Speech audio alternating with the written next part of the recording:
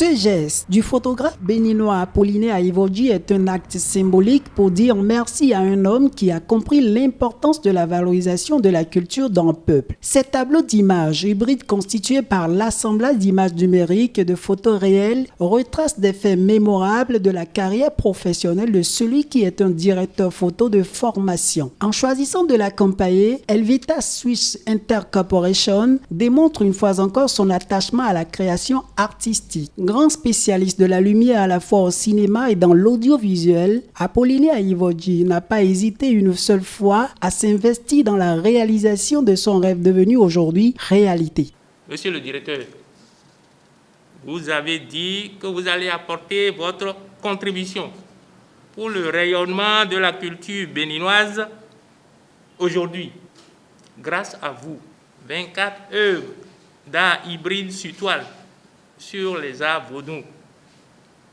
Oui, conçues et réalisées par nous, par la grâce de Dieu, les mains de nos ancêtres, le soutien de différentes autorités du Bénin, ces œuvres, sous le titre de « Quand les danses, mystères et prestige se croisent dans le monde du vaudou », ces œuvres traverseront le monde. Recevez au nom du peuple béninois nos sincères remerciements.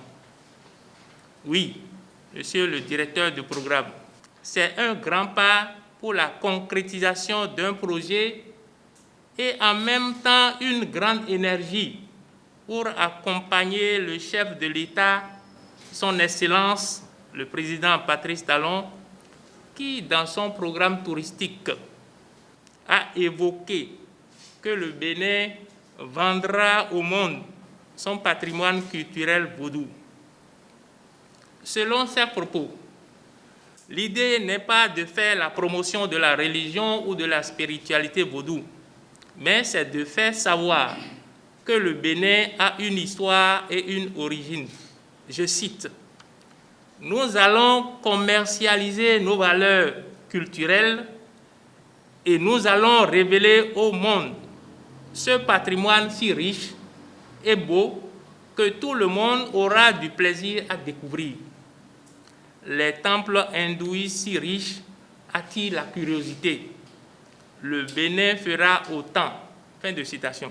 Heureux du geste de celui qu'il considère comme un ami, Célestin Dembélé s'est montré admiratif du riche patrimoine culturel et culturel immatériel béninois. Il a mis un point d'honneur à clarifier l'origine de sa motivation à financer cette initiative noble. Non pas, dit-il, pour intégrer la communauté des 50 millions d'adeptes du vaudou dans le monde, mais pour marquer son retour à l'identité africaine. Le vaudou ici fait partie de l'identité du Bénin. Et pour nous autres étrangers, travailler dans un pays dont la base culturelle concerne le vaudou, j'ai pensé qu'il était important d'accompagner ceux qui font des efforts pour le rayonnement de ce pan de la culture traditionnelle de ce pays. Je me souviens qu'il y a eu des efforts importants à l'extérieur du pays où l'idée était de faire revenir le patrimoine béninois exposé à l'extérieur dans des musées ou dans des hôtels particuliers. C'est un retour aux sources dont il est question. Mais moi, je dirais que, en fait, ces œuvres, quand elles sont exposées à l'extérieur, il y a bien un intérêt, puisque les gens viennent voir. Ils sont curieux de savoir. Mais nous, qui sommes là, à l'intérieur du pays, le Bénin, est-ce que nous avons fait suffisamment d'efforts pour faire connaître la culture qui est à nos pieds? Quand on parle de tourisme, on pense immédiatement à des gens qui viennent de l'extérieur pour faire le touriste. Mais est-ce que les jeunes Béninois, les enfants du Bénin, ont une bonne connaissance de toute cette richesse? Parce que je sais qu'en faisant ces œuvres, on les démystifie d'une part et on facilite leur accès à des gens qui ne sont pas initiés, comme nous autres. Aujourd'hui, je peux accéder à ce savoir, à cette culture, les explications que vous me donnez m'enrichissent.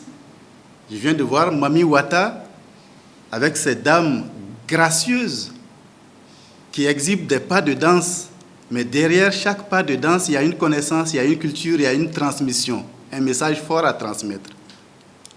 Nous avons parlé des Egougou. Ce n'est pas la mort, mais c'est le retour. Donc c'est une victoire sur la mort, en fait.